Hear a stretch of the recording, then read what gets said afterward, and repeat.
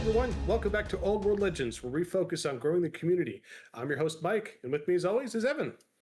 Bretonnia, one of the first Arcane Journals that came out. So we're going to be covering that. Obviously a very impactful Arcane Journal, especially because it came out day one, so there was no real identity of Bretonnia pre-Arcane Journal, like a lot of the other factions had kind of like a before and after effect that they had. Tomb Kings and Bretonnia just kind of got these from day one, so we'll get to see how that went. That's right. So we're continuing our series, going through all the Arcane Journals. I promise you we will get back to the Legacy faction soon and continue to go through those. And as always, if you like this content, please do like, share, and subscribe, and do consider supporting us on Patreon. It really makes a big difference, and we appreciate it. Thank you. Evan, let's dive in. So many of the Arcane Journals, kind of like the first rules pages that you get, are the different Armies of Infamy. So one of the things you mentioned on the last show, Mike, was that in 40K, they've gotten rid of the force organization chart. There is just no system whatsoever. In 40K and AOS, it's just you pick a character, and then there's like 3 regular units that come with that character, and then you just do that again several times until you're done or whatever. Well, they didn't get rid of entirely, like there's no system. There is a system. I think it's in particular the unit composition system they've completely eliminated. So there is no how many models in my unit. Sometimes you could pick a half unit or a full unit, but that's about it. I can't really customize that, motley crew where here's the champion with a magic item or a standard. You used to be able to do more of that in the past, but that they've simplified the game and removed that entirely. But there is an army construction system, but it's certainly nowhere to the degree that Old World is. Right? But yeah. I just say it has a lot less it's way more simplified than Old World. Yeah, and then so to point out that Old World not only has, more of these sections that aren't just characters and or like Lords of War and everything else kind of situations, but there's actually like 4 or 5 different sections here, and then allies would be potentially a 6th one. And then that different armies, like Bretonnia or the different Armies of Infamy, are also differently set up. So you don't just have a unit that's core for any and all possible Bretonnia armies, that it could be different. So that's a really interesting system that I think ends up having a lot of asymmetrical consequences, where some armies get to have quite a lot of unique units in their core selection that makes them quite open-ended to making lots of different builds, and other armies are very, very kind of locked into taking certain things. Bretonnia is actually one of the armies that's the most locked in for their core, because in all of their Armies of Infamy and their Grand Army, they kind of have like 1+ for lots of things, and it's usually they have like a knight unit that's a 1+ and a peasant unit that's a 1+, and they have to have both. So you can't necessarily legally have a full army of nothing but peasants, because you're supposed to have knights of the realm on foot or on horseback in the Grand Army and whatever. And then in Bretonnian Crusades, there's not peasants as a 1+, but there is a lot for the Crusading Knights. So you'll see that in the next one. But we start off with the Bretonnian Exiles. So when we're talking about Armies of Infamy, I think that a lot of people have overwhelming amount of ideas for things that they want to see covered. Bretonnia never had that much lore behind it in terms of they never got a 7th edition or 8th edition army book. So obviously they're very lacking in terms of what you're trying to cover. So I think that when they made this Arcane Journal, they knew they were going to have to try to help recover that image and provide us with some other ways to play this army. And I think that they did that very successfully for Bretonnia. So the first one is the Exiles, which are Bretonnian lords and dukes and heroes who have kind of been exiled from Bretonnia and have been going off the beaten track. And they have some different rules and some different unit types because of this. Yeah. Evan, one thing to point out to everybody listening that you were just explaining is lore and aside for Bretonnia, they're also, in terms of one of the older factions from fantasy, they're actually one of the fewest unit entries out of all the armies, and that is inherently restricts them. Now, that being said, is it appropriate that the orcs and goblins have an enormous, ridiculous amount of unit entries? Well, obviously, because they're the best, yes. But besides that, is that actually better for the game? Or there's so many units that just never see the field of battle? And this is where, will we see Old World go the way that 40K is going, where they start breaking that up into sub-factions rather than one larger, huge faction? And you see a little bit about that in AOS as well. Don't know. We'll see what Edition 2 brings. But that's one of the challenge with Bretonnians, as Evan's pointing out, lore, not just lore, but also from the roster. There's a lot less units to work from, right? And once you're like, well, we have the cavalry army, well, check. That's already kind of there's the base army, right? It's going to be more challenging to make them feel more distinct when you have a lot less pieces to work with. Yeah, and what I'm trying to say though is that even though that's the case, they did, I think, do that well within this book. Now, some of these are very, very powerful in terms of sometimes in the Tomb Kings and Bretonnia Arcane Journal, the Army of Infamy is run way more often than the Grand Army even is, because one, they have such limited units that a lot of the Armies of Infamy actually just give you like basically all your units, so you don't really miss out on anything. You just get to just take Hmm. whatever you want. In fact, the main Hmm. unit that's missing from Bretonnian Exiles is the Grail Knights. There's no Grail Knights, but otherwise there's kind of just new stuff. You can't have a Duke, but obviously you can use the same model as Barons, and that's an example. Let's go into this one. So we've also seen recently that the Renegade Crowns is kind of the Empire version of this, where we have this like alternative human force. So there's kind of like if you have just a bunch of humans and you want to run them, there's two ways to do it. So this one we have 0 to 1 Baron per 1,000 points. So we skip the Duke. There is no Duke in Exiles. That's a big negative. I mean, the Duke is wow. I mean, having a 4 wound human character who has 5 attacks to start with, that is a great I melee mean, the Duke, beatstick guy. the Duke is fantastic. He is, in my opinion, without question, the second most powerful raw stat and combo character in the game. The only thing that really holds him back is he's not on a dragon.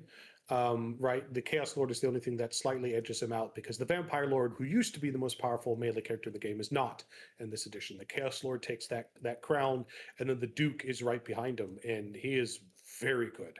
Yeah, Again, the only thing making him not a true terror of Old World is he's not on a dragon. that is true. And so it said we do have barons. Now barons have the same mount options as the duke, so you don't necessarily like lose out on oh my god the hippogriff. I can never have a hippogriff now or whatever. No, you can still do that. Um, you only have 0 to 1 damsel in total. Now that's not usually that big of a deal because these are the level 1s and 2s, so there is no prophetess here. But the damsels in Bretonnia do give the unit magical attacks and MR3, or 2 or 3, a lot of magic resistance. So those are some pretty good support heroes. In fact, I think that, and I've been telling people this for a while, if you take a unit of Grail Knights, just take one less Grail Knight and put a naked damsel in that squad because she basically costs a similar number of points as a Grail Knight and just makes the whole unit just so much more durable. So that is a potential thing that you could do. And then we also have the Paladins and the new one, the Outcast Wizard and Sergeant at Arms. So the Outcast Wizard is unique for Exiles and gives you access to a lot more lores of magic, which means that if you are the kind of person who likes doing quite a lot of damage, this might be the army for you because you can take Dark Magic and you can do Battle Lust on your Pegasus Knights or Knights of the Realm bus. And oh my god, is that heinous in terms of how much damage they could do. It can be nuts. Hmm. Hmm. So this army, similar to Grand Army, has core that is like one unit that's kind of like your knights and one unit of peasant guys. So we've got 1+ Knights of the Realm on foot or mounted. I think that this list is supposed to be more of the infantry list, but obviously you can still take mounted Knights of the Realm and core. I think Knights of the Realm on foot now are quite an interesting choice. I think it just really depends though, Mike, is that a lot of people will not bring 2 units of melee infantry. That it will be one big one or like not at all. I don't see a lot of Yeah, like 2 or 3 I of those. agree. I think well, and inherently, Knights of the Realm are good. They are good, but you have the challenge of are they better than your than Peg Knights, right? It's the classic problem you have with most of a lot of the armies is there's 1 or 2 units that are so dominantly superior, and like, well, if I take 1 or 2 of those, that gobbles up pretty much my whole army, and there's just not enough reason to take those other units. So I think it's a shame because the new models they made are great. I think they're fantastic models. I love seeing them on the table. Um, but they just, when you have Peg Knights, it's like, why am I not just taking more of those? Yeah, it is a quite interesting question. I do think that if you want to run Knights of the Realm on foot, this might be the best list to do it with because you have the Hmm. Outcast Wizard having access to more lores of magic to buff you up with. Um, that might be it. Or maybe you just really want to go for always having the ward save because remember, what we haven't gotten to yet is that this army doesn't start with the Blessing of the Lady. So we'll come back to that. Yeah. Then we also have 1+ unit of Yeoman Guard or Peasant Bowmen. So obviously you can very easily just take 10 Bowmen for 50 points and just be done with it. I think that Yeoman Guard are one of the most cost-effective, cheap human infantry units in the game. They actually kind of dominate compared to the new Cathayan Peasant Spearmen, even though the Spearmen have strikes first, and that's kind of been like a very controversial thing recently because elves don't have that, but Cathay and Spearmen do. It's only controversial if you're an elf player, but everyone else doesn't care. Well, luckily, Mike, we have quite the decent spread in terms of what armies we care about. So We most have a people look at huge spread. Yeah. Which is, I love that. We are very fortunate in our community that we have pretty much every faction represented by multiple players. Yes. No, I meant between you and me that I care about some, you care about the other ones. Oh, but yeah. yeah. Well, I think we care about all of them. No. No. Okay. Just no. So you do have Knights Errant, although I do think that Knights Errant just don't make any sense. It's not the impetuous; it's that they don't have countercharge, and that every single knight that doesn't have countercharge in this game is like not a knight. So we'll circle. They're back just on that. struggling, honestly, with this army. They have so many different types of cavalry. Yeah. The reality is they have not given them enough unique rules or identity to give you strong enough reasons to take really the breadth of the cavalry options, which is a huge shame because we'd love to see all the different types of questing knights, right? And we do see, Knights of the Realm and Peg Knights are the go-to given.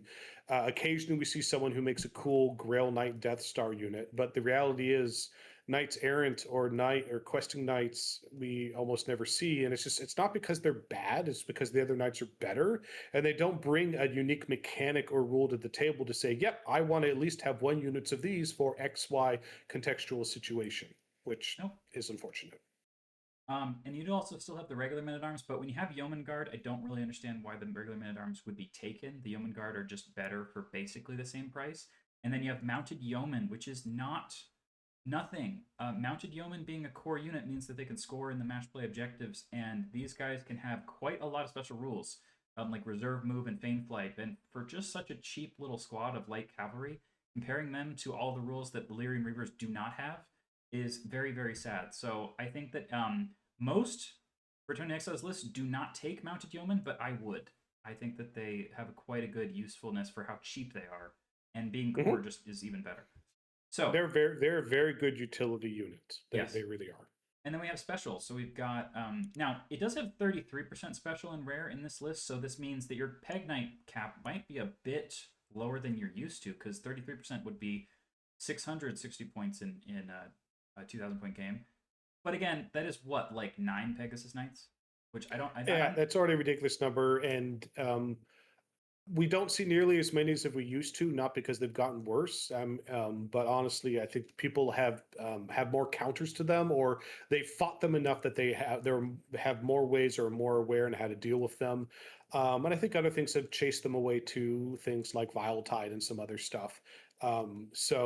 Which they are definitely very susceptible to, because they're usually not huge giant units, so they're very, very susceptible to it with the low wounds count on the unit. So save against it because it's not high strength. Correct. So there was a point in time where Bretonnian Pegasus Knights were the king of the crop, dominated in the meta. That's not really true anymore. They're still exceptionally good, but they're just not steamrolling everybody now.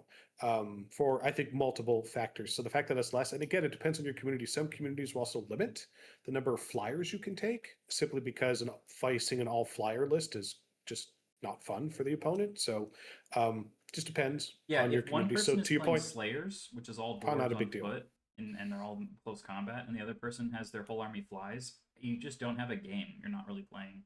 No, it's like playing Wood Elves again. The whole point is they make every decision and control everything, and you're just there getting punched in the face, and it's just not fun. Well, one solution to that, Mike, is to continue to have more missions where you start closer together. I think the 24 inches away from each other thing makes that way more possible to happen for more turns of the game. I much prefer having people start closer. Well, closer together, good, but again, it's the objectives. It's we're not fighting over my army being more efficient at killing than your army. We're fighting over something on a fixed position. That changes the whole game in a very positive way. Yeah, so Exiles still have Pegasus Knights in special. There is no Bretonnian army that loses those. The Battle Pilgrims are basically a non-topic, that you'll see those in the Crusades, maybe perhaps more. In most communities, playing infantry that is not core does not exist. You're like, what? What infantry? No, I don't. They're core. They don't exist. So what a bummer. Yep, bummer. But hey, they are core in the next one, so we'll see that in a sec. And then rare. But they're just so cool. I just want to see them on the table. Just come on, GW, give us more of a reason to put them on the table, because they're a really cool unit. So the Exiles gets mostly different when we get to the rare section because we have Questing Knights here instead of special. But again, I just don't. Again, Questing Knights are just a worse version of an Empire Knight, and then that's not that good of a knight anyway. But we do have a couple of fun special ones. When the edition first came out, Border Prince's Brigands with blunderbusses were an absolute nightmare. Mm-hmm. I don't know what happened, whether people just started taking a lot more -1s to hit, or whether they started being like, hey, actually, the light cover roll works like this. But a lot of the brigands just stopped existing. They're relatively cheap for having those little blunderbusses we'll talk about. But Well, they're yeah, super powerful, but if they get there's a lot of things that rain on their parade, such as random movers. yeah, Um, squig hoppers are things that could start on the other side of a forest and still charge you.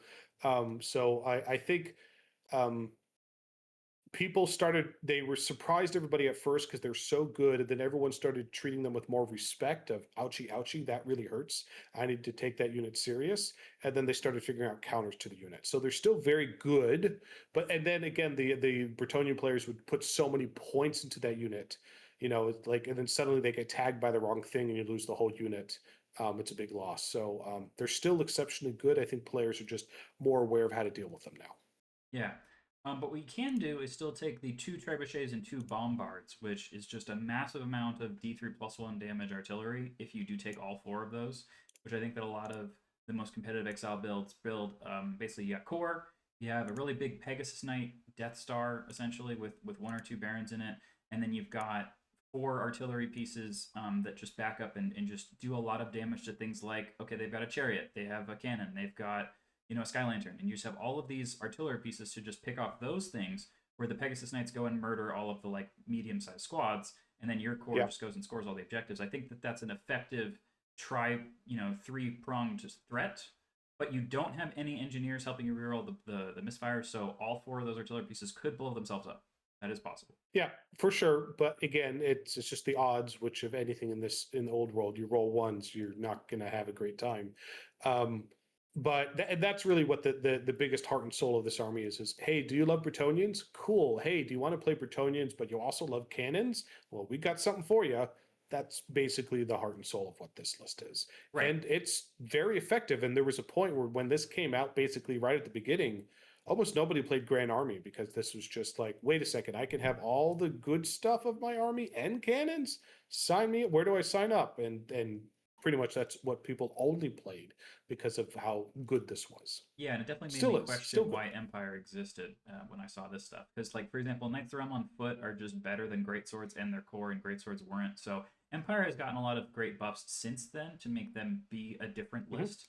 But certainly for a while, this felt like, well, why don't I just use my Empire models counting as this? Because at least it's, does something. Right. And again, it's a fun list. And in my biggest criticism of it, it's fun, but it was just one of the biggest weaknesses the army had was not the most effective shooting by not having cannons, and then you gave them one of their biggest weaknesses, gave it to them as a strength. It's a fine list. It's not a great list. It doesn't really change the way you play the army in a very interesting or meaningful way. I guess that's my biggest criticism of it. Yeah. So, first off, you have Banished Lords, which means you cannot have the Grail Vow. The Grail Vow, if you have it, gives you magical attacks, stubborn, immune to psychology, and the automatic ward save, even if you didn't pray. So, because you can't buy that, you can't have a Baron or a Paladin, for example, just spend 20 points on giving themselves the ward save all the time. So, if they want to have their prayer ward save, they have to earn it with the next rule, or they have to just buy a Talisman of Protection like anybody else. Now, they generally don't do that. And this is such a negative rule that at first glance you might think, well, no one's going to play this Army of Infamy ever because you took away the word save I had for free.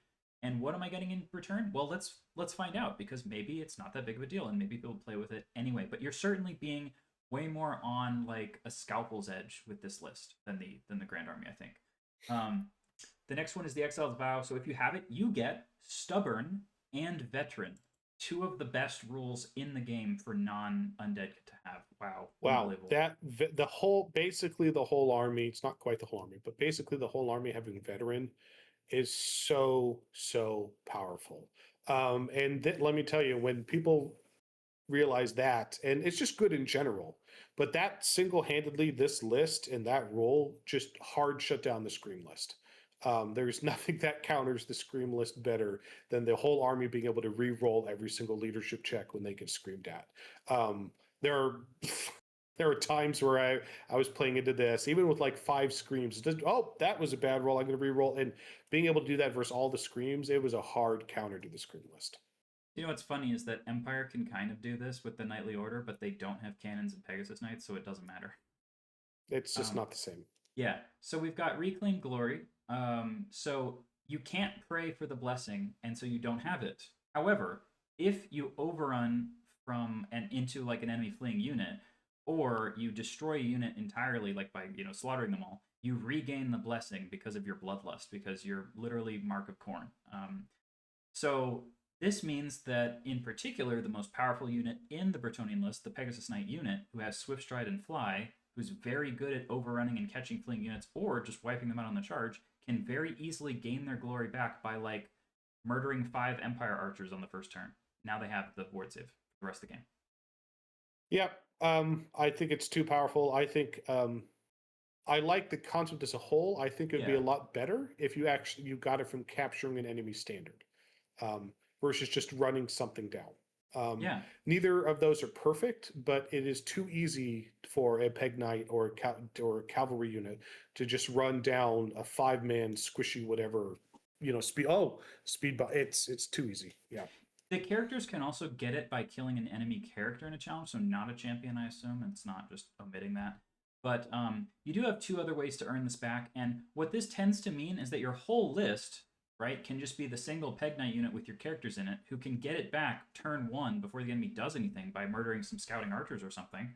And then the rest of your army can just be like, peasants, yeoman guys. In fact, the only unit that might still not have the blessing that would otherwise do would be like the 5, Knights of the Realm. And so, sure, they don't have a ward save, but it's not that big a deal. So yeah, it's really just relevant to your big powerhouse unit is what you want it on. Yes. Okay. We have some lore here about the Crusaders, because the other list, which is the one that I was most excited about when I first opened this book, all about the Crusades. And this is the Errantry Crusade. So these are kind of knights who are working their way up in the world. They're kind of pulling a hedge knight, or Knight of 7 Kingdoms is the show that recently came out. Kind of doing that. Imagine if you went on a crusade. That would be such a great... I already know that the book for that show is written already, but if the next season was they go on a crusade, that would make a lot of people very, very excited to watch it. But yeah, if you have an idea in your mind that you really want to bring the Hammer of Death to the enemy, you could play Empire Knightly Order, which I find way more thematically valuable. In fact, that'll be the new Arcane Journal we do next time, maybe, because I really like that book on like a narrative side, but this is way more effective. So, Errantry Crusade, we get the Duke back, right? You still got to have that. You have the Baron and the Prophetess, so you got all that stuff. You have 1+ on the Paladin, and he has to be a Battle Standard Bearer. Or no, he doesn't have to be. You just have to have at least 1 Paladin who's just a guy. That's the only thing. This was an old Bretonnian rule, by the way, that you had to always take a Paladin. I think that they dropped it from Grand Army, but they put it into this one. And then what do you have in the core? So this one's basically all mounted. We have 1+ Knights Errant per 1,000 points. That's usually the 2 units of Knights Errant you have to bring, which is probably the main downside of this list.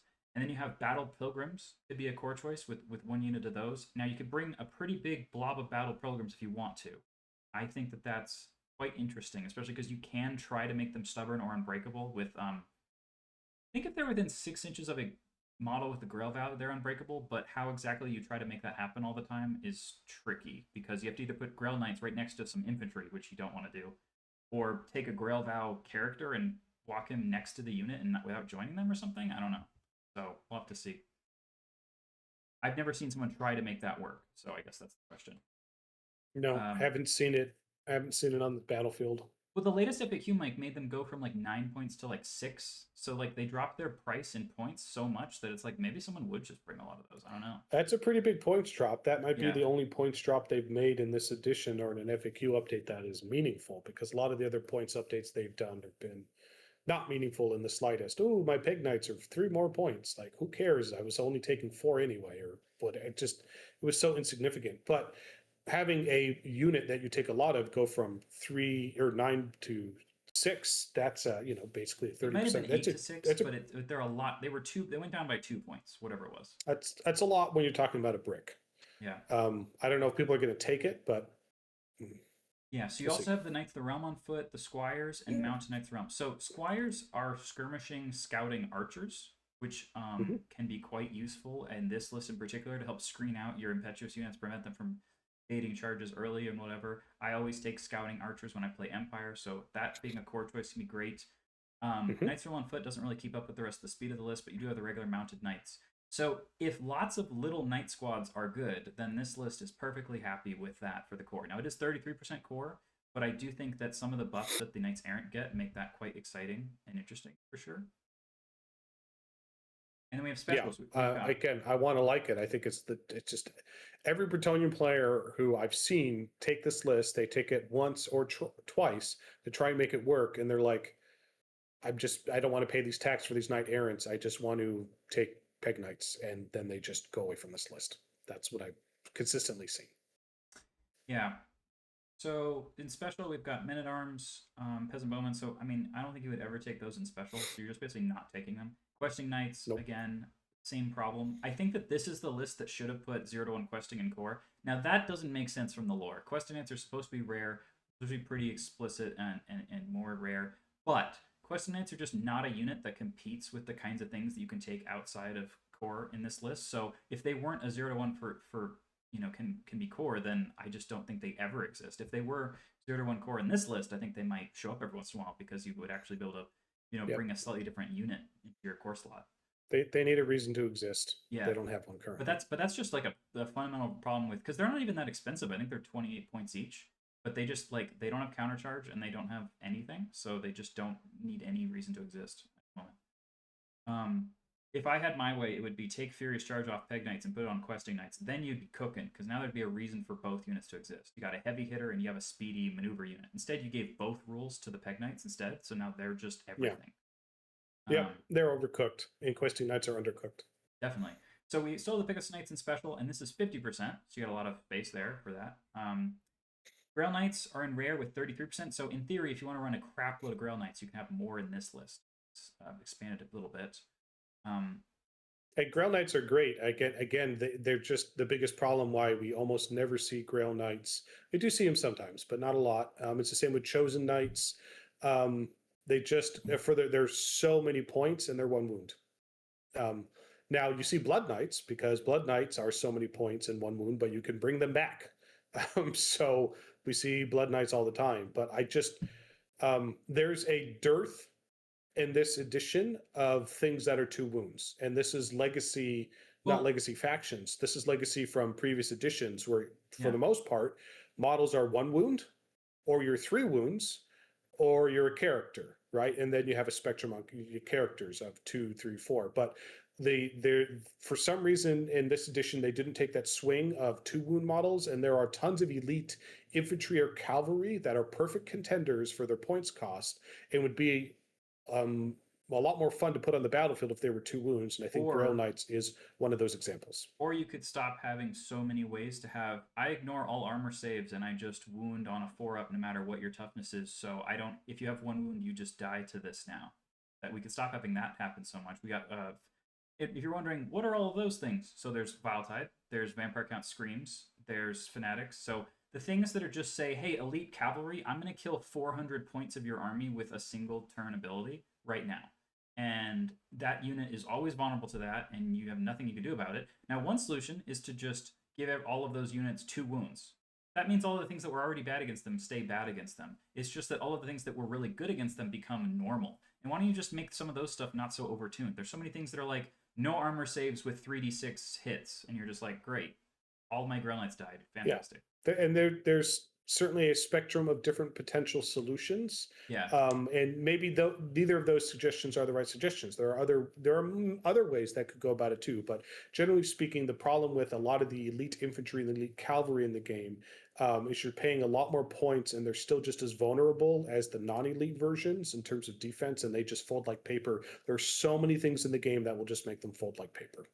Yeah, but Grail Knights are still only 38 points each. I've been spending most of the weekend painting Dragon Princes that are 37. And, I mean, yeah, they have a little bit better armor, but the Grail Knights often have higher toughness, more ward save, and higher strength. So there's no question Grail Knights is going to be better than the Dragon Princes. But the Dragon Princes are, again, another either reduce their cost or they need something else. Yeah. It's one or the other. But this is my point is it's not specific to one elite cavalry unit. This is a problem for all of the elite cavalry units. Right. And one solution is to just put every single banner and buff in the game on one unit to make them -2 to hit at all times with MR3 so that they just can never be hit by anything. Do that. Yeah, that's what we see is people try to make them work by making them a Death Star unit, and we see that in Chaos sometimes, and we see that in Bretonnian Grail Knight Death Star units. Those are the most common places we see that. Yeah. Okay, so what are the Crusader special rules? I mean, first of all, I love Crusades. Fantastic idea. It's super cool. They should have one in here called Hatred Araby, but Araby doesn't exist yet. So, Yet. so we've got Crusader Zeal. So they can exchange their Knight's Vow rule because every knight has basically one vow. And they can exchange it for a Crusader vow, and that gives them just veteran, right? Yes, they've got veteran. The Baron or Paladin, Knights are on foot. Basically, every single knight you can do it this with, and just give them a veteran. That's what's going to come up, right? Veteran is fantastic. Yeah, and then with this rule increases, and then so all of them have Crusader Zeal, which is the +1 inch to their maximum charge range and +1 to their charge roll. Great rules, but they also get impetuous. So you just if you want that, then you've got a lot of impetuous knights, right?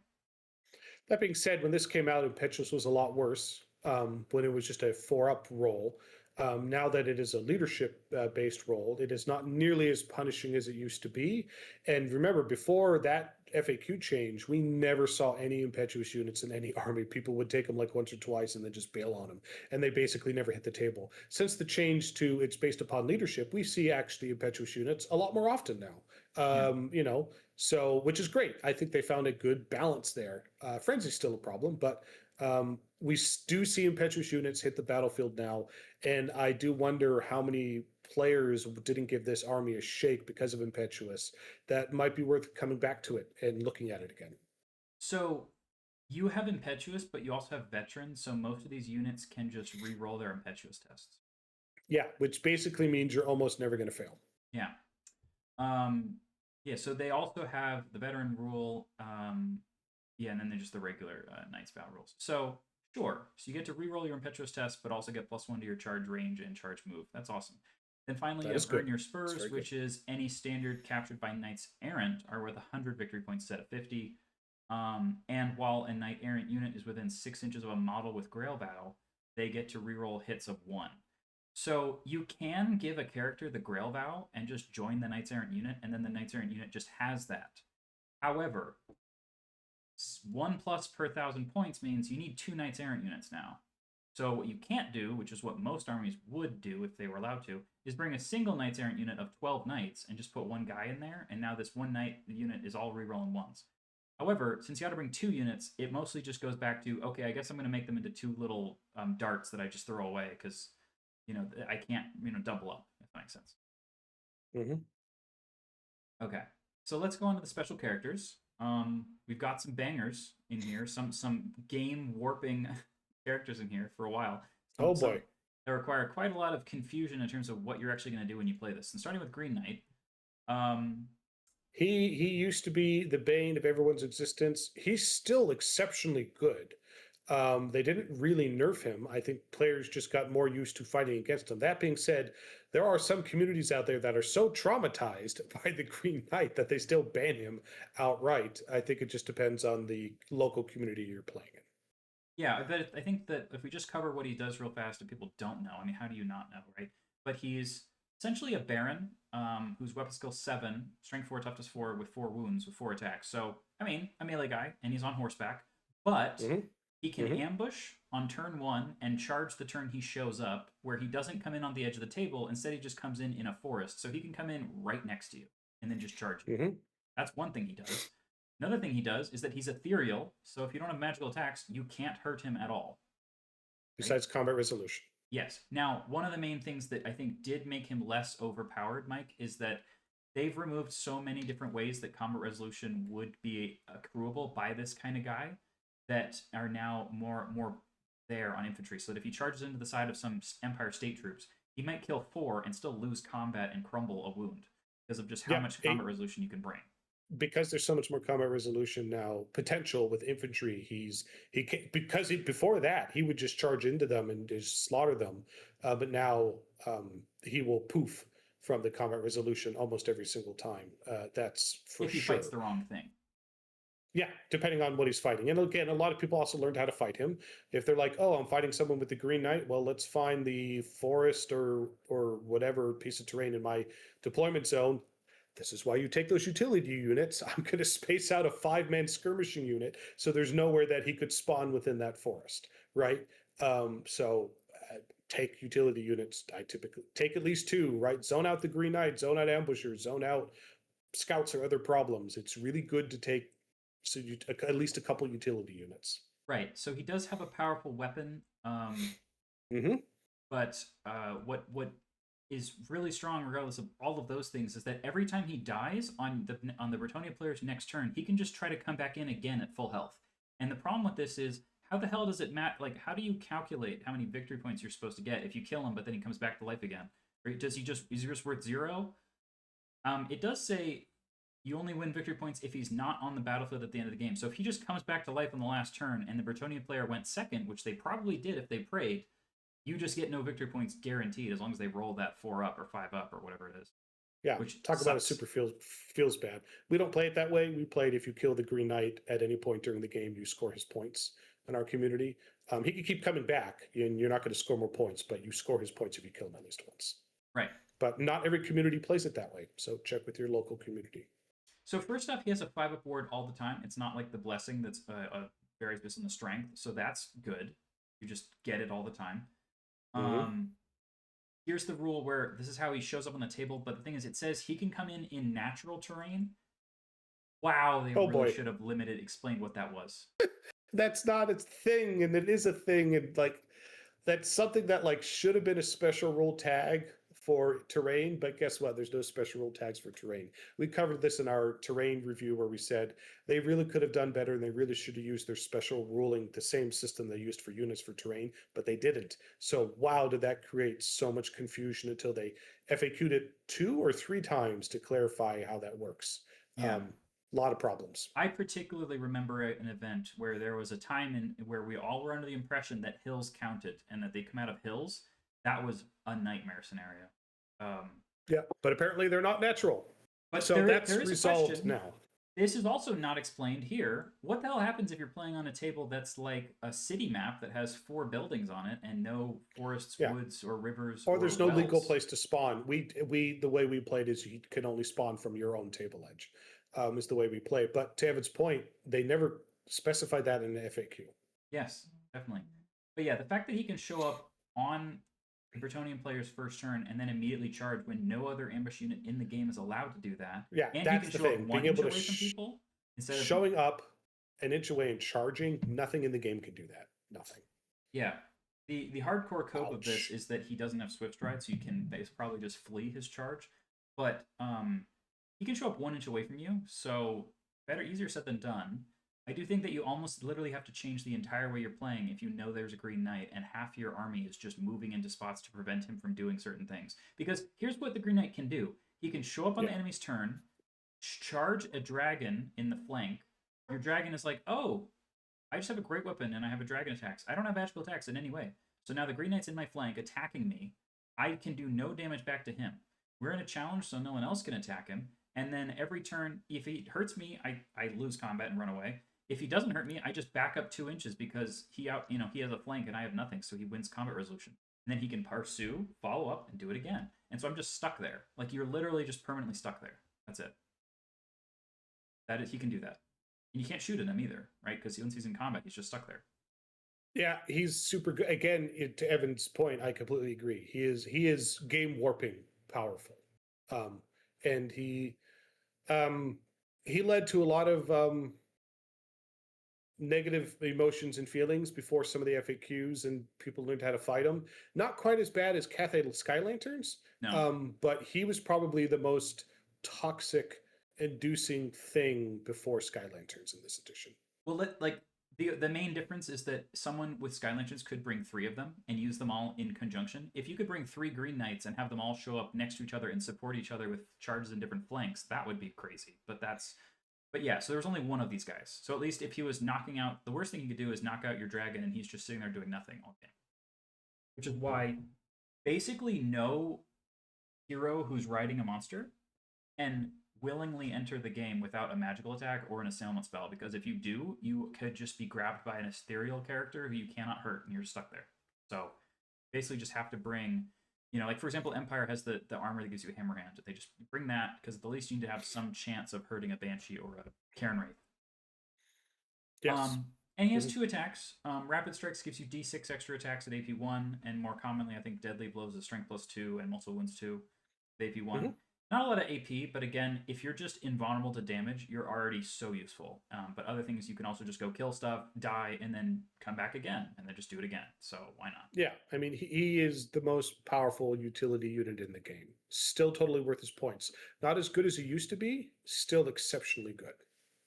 Yeah, and unlike a lot of the other armies out there, you don't have 2 500-point dragons taking out your 1,000 points of characters that he's then, displacing. Bretonnia has cheaper models that are not dragons, but they, for example, they're not losing a dragon to take him.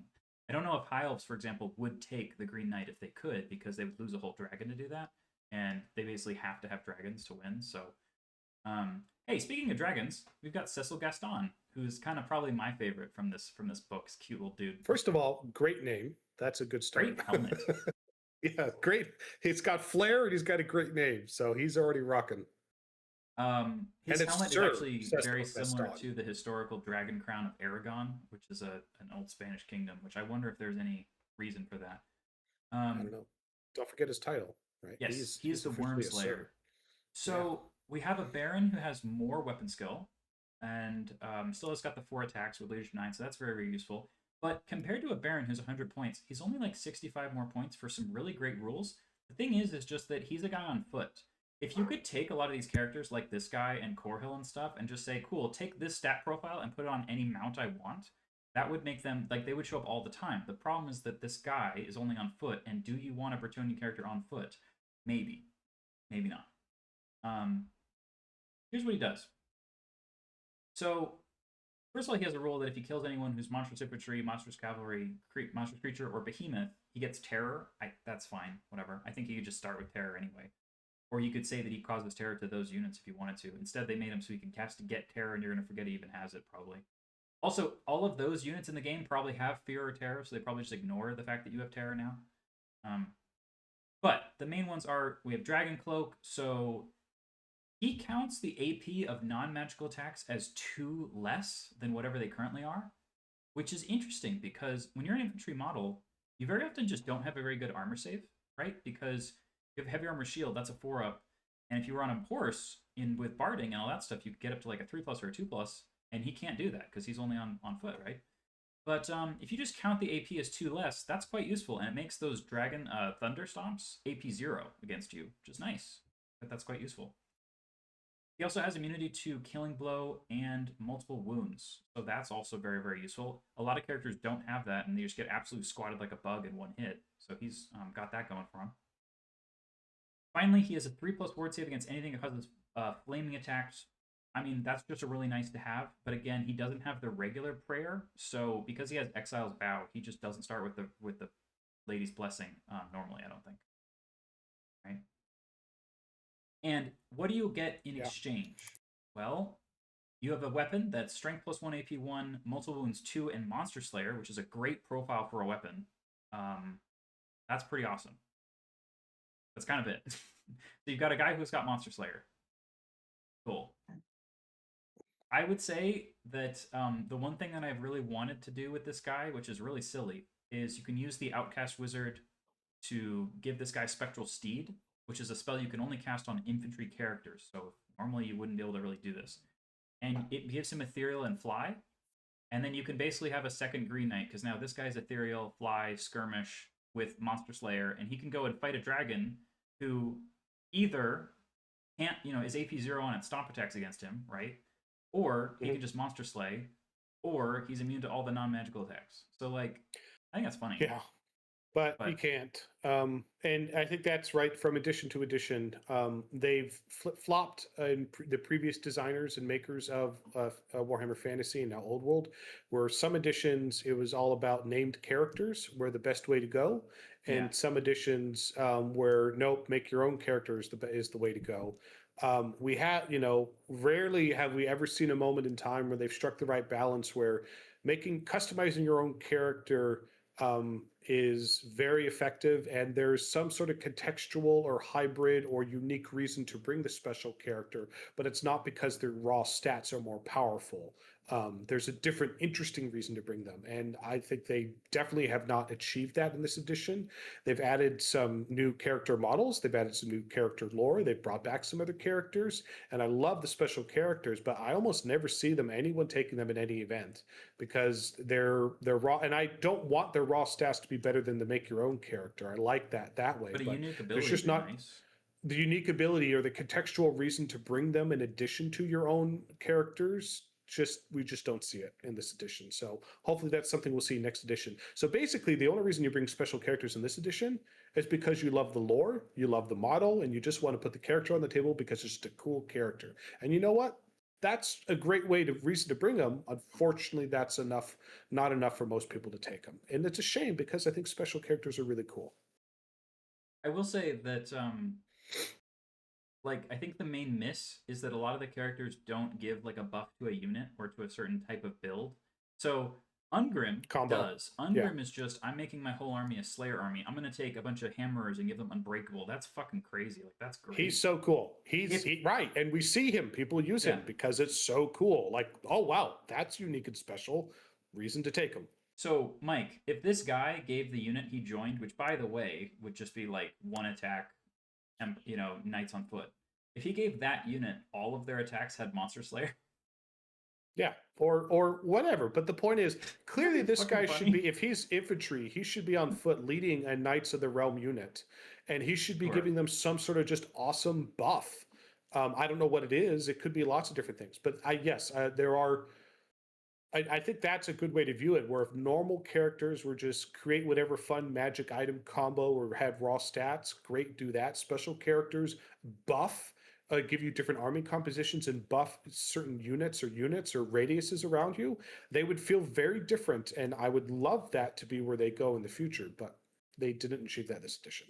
Yeah, I also think they probably just lacked time to test some of those things because some of them could be broken. Green Knight, remember, tiny team. Yeah. Right. Remember when this came out, the team wasn't expanded at this point, right? This is pre-release because this came out right at the launch. So this was that 2 or 3 whole design person team making the entirety of the game over a few years. So they totally didn't have enough time I do think it's also really test it. highly likely that we saw a lot of what was supposed to take 2 or 3 years to come out. They hurried up and got it all out as fast as possible with the first 9 Arcane Journals for all the 4 books. I think those said that releasing all those in like a year and a half, that was lightning fast in terms of that was supposed to. I bet you that was supposed to take 3 years. Yeah. And they said that. They said, oh, the timetable has accelerated, right? So clearly it was, oh, wow, Old World is awesome. People really love it. People are buying this. How fast could we get to Edition 2? Well, to get to Edition 2, we need to get out the entirety of Edition 1. This freaking chick, man. I've got many nightmares. The model for this character is amazing. Oh, yeah, she's... Okay, out of all of the new resin or plastic special characters, I mean, Miao Ying probably has to be the best in terms of how well designed the model is, but... She's really good. The new Duke on the Pegasus is pretty rocking, I mean special characters. I mean the named ones only. Oh, named one? Yeah. In terms of named characters, yeah. She's up there. She's pretty good, yeah. So, she's really good. We're talking about Elise Duchard. She's a prophetess. She's got some wild crap, and man, oh man, is she one of my little arch nemesis because I've got some stories, okay? I've got some stories. But she's one of the rare special characters we see on the table. Yes. Because she does something unique. And she's also very cheap for having 5 wounds on a unicorn. She's actually really cheap for that kind of build. When I take an Empire Wizard and put him on a Pegasus, he's usually like 320 points or something like that. Like they get up there, and she's only 225 for this what she's trying to do. So her main stat, by the way, is that First of all, she has 5 wounds and toughness 4. A regular prophetess who's on a unicorn is toughness 3 with 4 wounds, I think. So that is an So you improvement. just want more of each. Yeah, Yes. I mean, you still don't want to get into a challenge, but it makes you a lot less susceptible to, It depends template on who you're weapons or other challenging, stuff. Mike, because the story I'm thinking about is when I played against my friend and I had Empire and he has Bretonnia, and man, that makes you feel like you have a small PP because my Empire captain BSB, who was on a Demigryph with a 2+ armor save, charged in there to challenge her, and we both had like 2 wounds left, and I did 1 wound of damage to her, and then she kicked me in the head and I died, and I lost my Well, BSB that's against her. just hilarious. Yeah. But that is because the dice gods failed you, not because her stats are so good. So let's go through what she's got. So she's a level 3 wizard, and she has elementalism. That's not a problem. That's one of the best lores to be stuck with in the game, I think. Like a lot of the special wizards have dark magic and they have to use it, and that's such a problem for them to be stuck using dark magic because Yeah, when you have it's dark also magic, boring to get stuck with one thing. yes, but if you're going to be stuck with one thing, that's pretty damn good, and it's very multi-purpose. You don't really feel hurt by that. Now, level 3 used to be a huge problem because you only got +3 to cast, but now it's just exactly the same as being level 4, so who cares? Now it's actually kind of buffed. Yep. Right. She has all these special rules. So her Pegasus, no, her Unicorn has Armor Bane 2 and Armored Hide, so you can have like a 6-up armor save just because of Armored Hide, I guess. The Guiling just Aura is because. pretty cool, so you have to take a leadership test before you attack her, and if you fail it, you have to hit her on 6s. That's no joke. If you might have an Empire or a Night Goblin or something and be like, oh crap, I have a leadership 6 war boss, and he's got to actually pass this test, or he's going to have no way to hit her. So that's why I'm saying challenges sometimes is fine, I think. Because what that makes you just take off your raw leadership. You can't use your horde or war. Well, you could, but that. there's a lot of ways you can then disrupt them by being in a forest, or maybe you're on, like, let's say you're on a giant squig and you're a goblin on a cave squig and you run into her. Oh, You actually yeah, don't he have. has no buffs. Yeah, you're like leadership 6 or Yeah. something. I think it's 6. Let me check. It becomes a problem all the time with my goblin. Like, he's usually fine until someone says make a leadership test. I'm like, oh no, I'm in trouble. And she also, I mean, things like a razor gore or a bunch of harpies can be leadership 4 or 5 or 6 or something, and then she just goes in there, and now it's like, okay, you actually just have almost 0 chance to not be hitting me on 6s. It doesn't come into play all the time, and they can still pass the roll, but it comes into play enough that it is meaningful. Yeah, and so she still has a stomp attack with the unicorn and MR2, Swift Stride, Shield the Lady. So you got some good stuff there. But like the main special rules that she has over a regular prophetess is, first of all, she gets +1 to dispel all the time. Now that used to make her on par with a level 4, and now makes her better than a level 4. Right? Yep, that's really good. So some special characters got nerfed by the FAQ changes. For example, Friedel having a flail. They changed flails to make her flail now be a big feel bad bummer that she has one, because it's like the it Night only Goblin matters when she is charges. only leadership 6. Yeah, so a Night Goblin guy on a cave squig charges That's her. a war boss. It's got a war boss. It's got like a 50-50 shot of just now you hit her on 6s. Well, less. It's 70. On average you roll 7, so odds are he's going to fail. Yeah, and then that means you don't hit, and she probably just does 1 wound and you lose combat or something. You know? Yeah, it makes her a threat. Okay.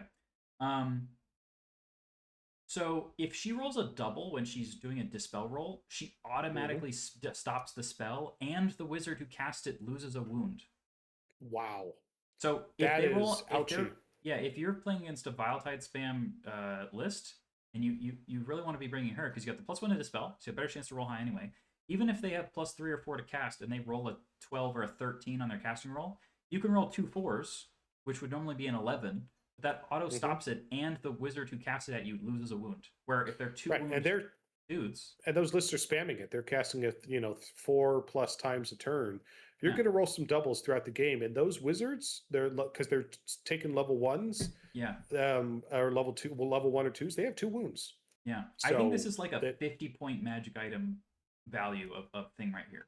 This is pretty. Well, even more than that, because you could take the feedback scroll, but it's a one-time use thing, right? And she just has it all the time. Again, that's a good enough special rule that people take her just for that. Which again, there's a reason to take her. Yeah. When you're in her command range, any character that attempts to use a special rule or magic item requires to make a leadership test, like Rallying Cry, gets -2 to their leadership. So she can make the Rallying Cry or a Warrior Priest Prayers or something like that be -2 for just being nearby her. That's I forget about that all the time. That's This also affects like a Lich Priest's healing spell, like healing ability. Yep. Now, The you just have to get invocation within and the 9 heck. It's the inches or same 8 inches for of her, though, lynch right? priests or necromancers and the vampire counts. But again, those characters are usually hanging out in the back. But again, you maybe not be there turn 1, turn 2, but you definitely could be there turn 3 and turn 4, and their leadership is not the highest. So if suddenly you give them a -2, it's a big deal. Yeah, but I think the Warrior Priests comes up a lot too. And we have Staff of Yeah, the we just don't Elements. see a lot of warrior Yeah, priests. so you can discard her randomly generated spell, or 2 of them instead of 1, to take signature spells from Elementalism or the Lore of the Lady. So you can get multiple Lore of the Lady stuff. So you can get the laser beam that burns everyone on the ground, type 1, Hmm. or the regen spell. So taking 2 signature spells means she's also a wizard who just guarantees 2/3 of her spells pretty much. That can be quite useful in the era of you kind of just use signature spells and that's which is where Magic has kind of gotten to recently. Yeah. She's really, really good. And it's interesting, right back to even my criticism of the special characters that, in this one Arcane Journal, right, the Bretonnians have both the Green Knight and the Lady. Both are 2 of the few special characters in the game we still see all the time and still hold their own. And they're very, very good versus many of the armies we never see those special characters on the table. So they started out with a couple really bangers. Yeah. So okay, so we'll go into the units that were added for this book. There aren't that many compared to things like some of the ones out there, but there are outcast wizards. So these guys are just a really, really cheap wizard who has access to all of the Empire lores of Magic, which means you expand out to have demonology, dark magic, and necromancy that Bretonnians don't normally have access to. It's got 3 new ones. They're also only 45 points to start with, so if you make them a level 3, So they're only cheap. 105 points for a level 3 wizard, which is very cheap. So cheap. Yeah. But more importantly, to Evan's point, you get access to new lores. That's Yes. just awesome. That's just, oh, here's some awesome ways to do other things. Almost every single Bretonnian Exiles list has an Outcast Wizard, level 3. You take a horse and you give him Lore Familiar, and then you've got, for 140 points, you've got a guy who's got 3 guaranteed spells in a Lore of Magic that you probably didn't have access to before. He can just run around with your cavalry units and buff them up. Now, whether or not you Yeah. want to join in on like a knight's unit or go in with the pet mounted yeoman and kind of run around, I've seen that as well. Or Well, just the biggest combo. the dark magic with Oh, with battle lust on your peg knights. Oh my god, yeah. that Or will just battle less than anything. That that's true. that combo we just see all the time, and it's not about the and because again, rerolls are very rare in the game. So to be able to take a very long range unit, whether Pegasus Knights or cavalry of any kind, and sit in the back with your wizard to go outside of dispel range, by the way, of your opponent, and go boop, you now have hatred, and then off they go and slam into something and reroll their misses. So powerful. And they have frenzy too, so they have the extra attack as well. That's true. Yeah. Yep. Yep. Um, It's really, really good. and this is just a really cheap dude. So instead of Elise Duchard, you could get 2 level 3 outcast wizards for the same price. So I don't know, good options. Now, Yeah. Yeoman Guard, when they came out, were like every Empire State troop looked at this and went, "Why can't I have some of those?" Are those guys eating their Wheaties or something? Because they've got weapon skill 3, so they're not the crappy peasant stat, and their leadership is not super super low. It's 6, but they do have warband, which Empire State Troops do not have, and so for basically the same price as a state trooper, you've got some amazing special rules. You can take halberds and thrusting spears, or you can have pole arms, which is basically just both. I think that halberds is probably the right choice now. I don't think that people really use spears basically ever anymore. No, there's no reason to take spears in this edition unless Everyone was you have very literally correct. no other option. Everyone was very correct to say that as soon as you say infantry get attacking in 2 ranks, now spears are just pointless. There's no reason for them. That's funny. I would Really argue pointless. even before attacking in 2 ranks, there was no reason to take spears. Sure. The problem is spears don't have a special rule that truly counters cavalry, which is their purpose. They should. They don't. They don't have a rule that counters. Like if they shut off like cavalry's first charge, or if they prevented cavalry or impact hits or something, it needs spears need some sort of special something, a reason to like don't charge me. I'm spiky and pointy, but they don't. And also there's no AP, so never heard of spears. They're one of the worst weapons in this edition. And if you're setting them supposedly up to fight the cavalry who have a 3+ armor save, then But You need AP. they don't have any reason to be good against it. Even if they had like reroll a hit against cavalry, that would be interesting, but it still would not be AP's. They still need AP. If they have no AP, there's no point. Well, I am also, though, Mike, of the opinion that I actually think there should be less AP in the game and we should have more armor bane. Having AP 1 or 2 all the time just means that anyone who has light armor and nothing else is like, great, this is worthless. So, like, That's having true, armor but that's really not light. specific to spears. That would I agree. Yes. I agree. The game as a whole would be better off if we took everything in the game and reduced its AP by 1, and switched that AP over to Armor Bane 6. I believe the game would play better. Yes, I agree. Yeah, But and then people Thrusting like Grail Spears Knights need would that. probably have a little bit easier time not all dying to death constantly because they would their armor would actually come up every once in a while. And again, they did improve it in this edition from previous editions in the sense that everything used to have 2 up saves and 1 up saves in previous editions. So it is better than it was. Narrowed, but it should probably be a little bit less. But there's still way too much AP2, AP3 in the game overall. Yeah. Yes. Okay, so the main reason why these guys exist is because they've got Close Order, Horde, Shield Wall, Veteran. They have Veteran and Warband. So they're Leadership 9 with re-rolling everything with Shield Wall and Horde. And by the way, they start with shields. State troops don't have that either. So if you just take Halberd and Shield, you're 5 points for a guy who's weapon skill 3 and has Warband, Veteran, Shield Wall, and Horde. And until recently, state troops didn't have any of those rules. State troops can have Horde now, but they would be 6 points if they had a Halberd and Shield. So they would be more points for less, and they don't have Warband. And the thing that I really get frustrated by a lot, I think, in this edition is that Warband is just handed out to everyone who has at leadership under 7 gets Warband for free, and their points don't increase whatsoever, even though that makes their leadership almost always 2 or 3 higher. So whereas everyone who has leadership 7, 8, 9 has a lot more points because of they have higher leadership, everyone who has lower leadership than that just gets to have Warband and be like, cool, here you go, have fun. Well, it just means you're better at the beginning of the game, and the theory is as you get whittled down, you become worse. But in practice, it rarely plays out that way, where usually units are not whittled down and then removed. Usually units are hit with a sledgehammer, and either they survive and they're fine, or they get taken out immediately. So that theory of how the whittling down over the course of the game doesn't really play out in practice. Well, in particular, Mike, whittling down doesn't happen during the course of the game. If your models are so cheap, you can just buy enough of them to survive any of that. Yeah, so that's where exactly right. I just take 30 of them or 40 of them and I'm good, which is exactly what the Night Goblins or the Horde Yep, I get what they were going for here, but in practice it doesn't play out that way. Yeah, I think that, and let's also not forget, Warband also gives you reroll to your charges, in an edition where charges are really short-ranged and unpredictable. So having just, great, I get to reroll them. Unbelievably useful rule that all of my elite units do not have, but all of my random homeboys who are just like stinky farm fuckers have. Like, that, they need to divorce the reroll charges from having leadership whatever situation, because I think that needs to change. That's in my opinion. Cool. Okay. I was going to go through everything I think should change. Okay. We have the Brigands. So these guys exist. They have 75 million options. The only option I ever saw ever was blunderbusses, which do cost, oh my god. So I guess 8 points bare minimum per model. Yep. But if you also take ambusher totally scouts, you get 9 or 10. Totally worth it.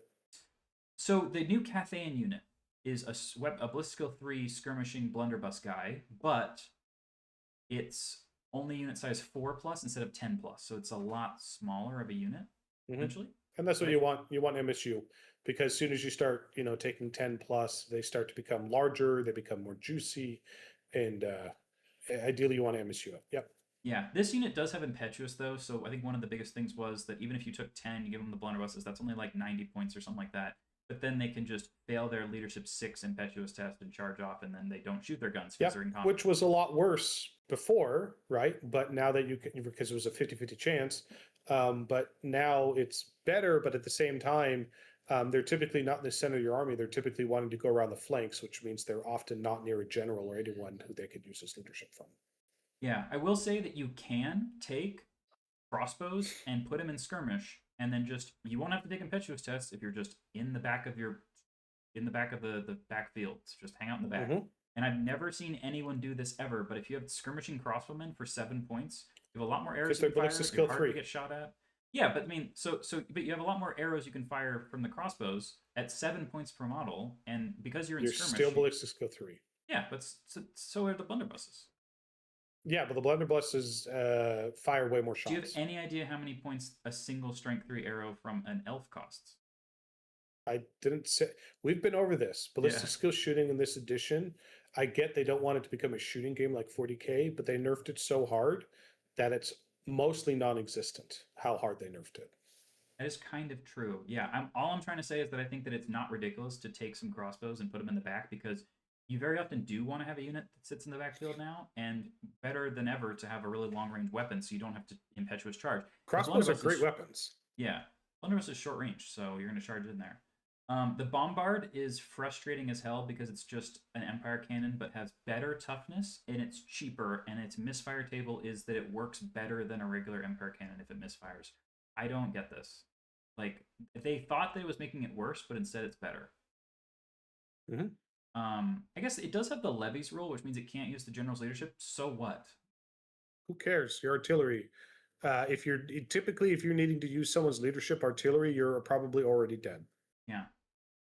I also think that this is another one of those times where we have two kinds of cannons: the ones that suck, that are AP2 and multiple wounds D3, and then the ones that are like really, really too good, which are AP3 and multiple wounds D3 plus 1. So they gave both of those things expand out by 1 point and makes the cannon like 3 times better, and they just make them similar prices. Much preferred if they made it interesting choices that you had cannons that did more wounds, had less AP, or more AP and less wounds, right? So either you're taking the piercing shot or the crushing shot, and now you have an interesting choice. They didn't do that. They just said, nope, this cannon is just inherently better in every way. It just costs slightly more points.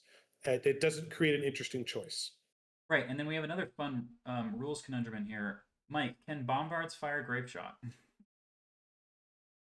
It's a cannon, right? Well, so the thing is that what can or can't fire grape shot is actually not very well defined in the book whatsoever. It basically says cannons just said cannons. Yes, but it's a bombard. So it's not a cannon. It's called a bombard, Mike. That's some people use this word that's here that is a different word to say that it can't do it because the word is different. Well, except it says under bombard, it says cannon fire. That's true, but the grape shot rule doesn't say it uses the cannon fire rule. It says it uses something else. You're not wrong, and this was clearly an oversight. But the model's clearly a cannon. It has the cannon rules. It can fire a grape shot. Well, and then if you use the following, if you say that it has to have the word cannon in its name, then what, a warp lightning cannon can fire a grape shot? I just said that they made mistakes, and it's not clear. But as far as I'm concerned, it's a cannon. It can fire a grape shot. Okay, good to know. But so cheap though. Okay. Again, we went over this. It was such a good Arcane Journal. Everyone just immediately said, "I've never heard of you, Grand Army. I'm just going to take the Exiles list because it was just so good." Well, and let's also not forget that this came out basically day one, so you didn't really have Bretonnia develop a meta around not having these rules, so they just had them from the get-go. Right? At day one, everyone said, "Wait a second, I could play Bretonnians. Awesome. Oh, I can have cannons. Okay," and that was the end of the thought process. Yeah. Yep. So in the magic list, we got some cut stuff in here. The Crusader's Lance is a magical lance, which immediately gives you a huge problem that you have a magic weapon that you're paying a lot of points for that you can only use when you charge.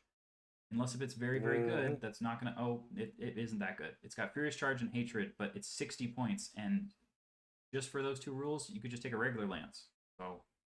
I mean, it's really good, but that's just a lot of points. I mean, you get to re-roll, but again, right, lances you use on the charge.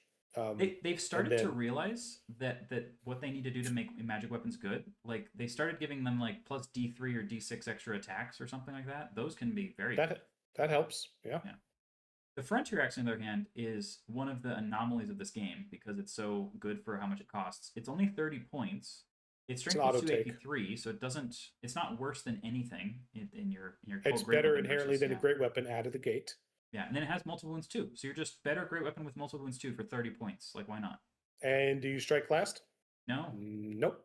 So it's just a better great weapon in every way for 30 points and multi wounds too. It's auto take. Yeah, auto take.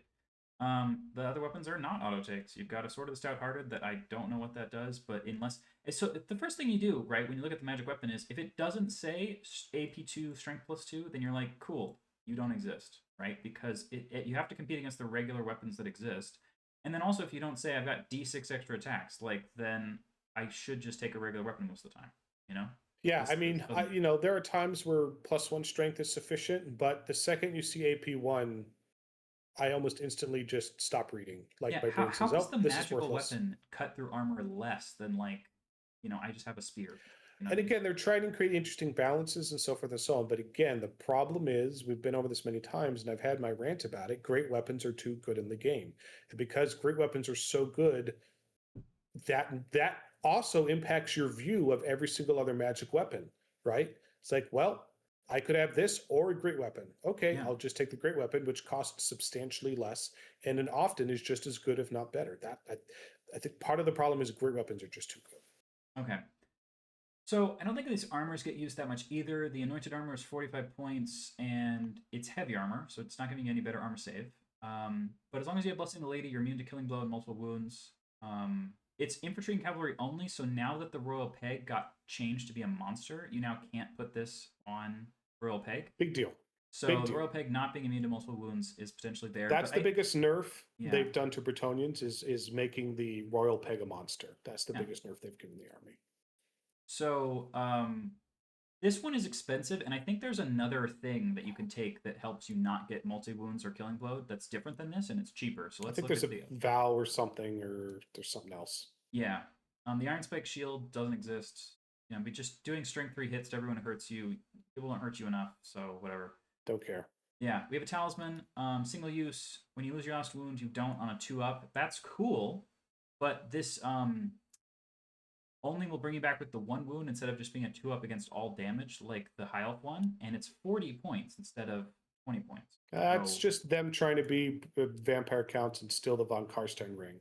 Get out of here. Yeah, I mean, I still think that High Elves are seriously held up entirely by their magic item selection. So when we redo that book or go through it, that the magic items that High Elves have are like one of the only reasons that book even has any way to play the game, because some of those items are so incredibly good. So we have Lucky Heirloom. It's only for Bretonnian Exiles, but you get to reroll a single fail to hit or wound or armor save. That's a lot of points to do that. Yeah, at 25 points, it's hard for a single reroll. If it was 15 points, I think we'd see it a lot. Well, it's once per round, so you can use it multiple times throughout the game. But these are one of the items that I often bring up is like, people are just going to forget you have this. You're just going to forget you can do that. Like, you're just not going to remember. It's at that price point where I'm like, like I said, if it was 15 points, I'd take it all the time. Sure. Most people, again, will just not remember. We've got new banners. The Lady's Grace ignores all negative modifiers to its leadership. This only exists for, oh no, vampire count screams are a thing. But again, 75 points, get out of here. Well, you can also just be veteran by taking either of the Army of Infamy. So that doesn't cost you 75 points. Exactly. It's free. And we have Crusader's Tapestry, which this one does come up a lot, I think, because it's can only be taken by Errantry Crusade, but they get Frenzy. So you can give the whole unit Frenzy. People often I see people use it once. People try and make the units work, and then they just get baited out. The problem is, it's just for veteran players, right? If someone has Frenzy, it's so easy to just bait them out and to just it's too easy. In particular, Mike, when you have one frenzied unit and the rest of your army is not frenzied, that one unit will do nothing all game. If you can make your entire army frenzy, then maybe you got something going there, because now there's not just one unit to pick on. But when there's one unit to pick on, it's really easy to make that unit run around in circles. Super easy. Yeah. So and again, like frenzy needs something else. Like it needs to be, if you're frenzied, you have Swift Stride or something too, or just frenzied by itself +1 attack and you lose all control. It's just too punishing. Mm-hmm. The Banner of the Zealous Knight can only be taken in Exiles. They get Vanguard. Now, this used to be unbelievably nasty because you could Vanguard your Pegasus Knights 10 inches and then charge the first turn, which you would actually get because you didn't pray. Now they changed used to be an auto take. Fundamental rules of the game that Vanguard can't charge immediately after, where they could have just changed this one item instead. I don't know why they needed to change the fundamental rule of the Vanguard rule for the game that you can't charge after Vanguarding. I don't know why they had to do that, but they did. Well, because there's a lot of other armies that can Vanguard fast with different things, and it's not fun to be charged by a super big elite unit turn 1. Fair enough. It's just not. Yeah. There wasn't kind of an ogre build where you try to have like 4 or 5 units that all vanguarded up, and if none of them can charge now, it kind of makes that not viable whatsoever. Because if they do anything other than stand back, then vanguarding towards them and then not being able to charge could actually be a huge problem for some units. Or you could actually use this for some of your impetuous units. You can use Vanguard to just make it so that, okay, so the first turn I Vanguard, so now I'm safe, so I don't have to charge for that turn. Like for Saber Tusks, for example, they have impetuous, but you can Vanguard, so you can just kind of stop yourself from having to charge now. And then Banner of Honorable Warfare. I see this one a lot. You get to reroll hits versus on first round of combat versus anyone who has missile weapons. I don't know why they didn't just make it hatred, but they made it reroll to hit instead. Fine. So you have hatred versus missile weapons. A lot of people have missile weapons. So yeah, and a lot of people don't take that. So there you go. Yeah, but I mean, having hatred for basically free, as long as you have an extra like banner slot. It's just no point. Almost everything in the game that has missile weapons is a joke in melee. So you don't except need except the Sky Lantern. That was the recent one. I want a bunch of reroll to hits on that guy. There's always an exception to the rule. The Sky Lantern would be the exception to the rule. But the Sky Lantern was a long time before it came out, before this book came out. Very true. So Seal of Paravon was an item that causes constant people to ask questions about how the hell this works because of so it says when they make a roll to hit, a 3+ is always a success regardless of their weapon skill. However, what if they have like minuses to hit? If you roll a 3 and you're targeting someone who has weapon skill 4, but they have slug skin, do you still have the -1 to hit, or is it only caring about this weapon skill, or what? It was a mistake when they wrote this. They should have just had always a success, period. Versus they added a caveat to explain it, but then that caveat opened up the question, well, what about other things that the caveat doesn't cover? Yeah. So it was clearly not well thought through when it was written. I would say I have no idea. Shake hands and come to a conclusion because, I mean, I don't know, really, right? If someone was asking me at an event to rule it and I had no FAQ that said otherwise, I would say this works. I'm going to rule in favor of, you spent 35 points to hit on 3s. I'm going to let you hit on 3s. So we've got the Crusader's Clarion, which can only be in an Errantry Crusade, and you have to be on a warhorse. When you charge, this unit, or this mount and all the mounts in their unit get +1 strength. So you get to give all of the horses +1 strength for their AP0 horse attack, that's weapon skill 3. It turns you into a chaos horse. Yeah, people still do this. Yeah, it's 25 points is not too bad, but I don't know. I'd rather have another knight, but that's me. Well, the main question, I think, is just whether or not you want this. Like, which character is going to join all those horses and ride around in the horse squad? Like, the paladin, who only has 50 points of items anyway? Or, like, what character is eating up some of their points to do that? I don't know. Yeah, it'd be different if it was a banner, but it's not. Yeah. So, the Worm Breath Vial. Oh my god, I love this type of item. So, it's a one-use only breath weapon. Hilarious. It's a lot of points. Breath weapons are really hard to ever use. But it's a good breath weapon. So. But it's strength 4 AP1. Yeah. So, and magic. So as far as breath weapons go, that's one of, if not the best breath weapon in the game.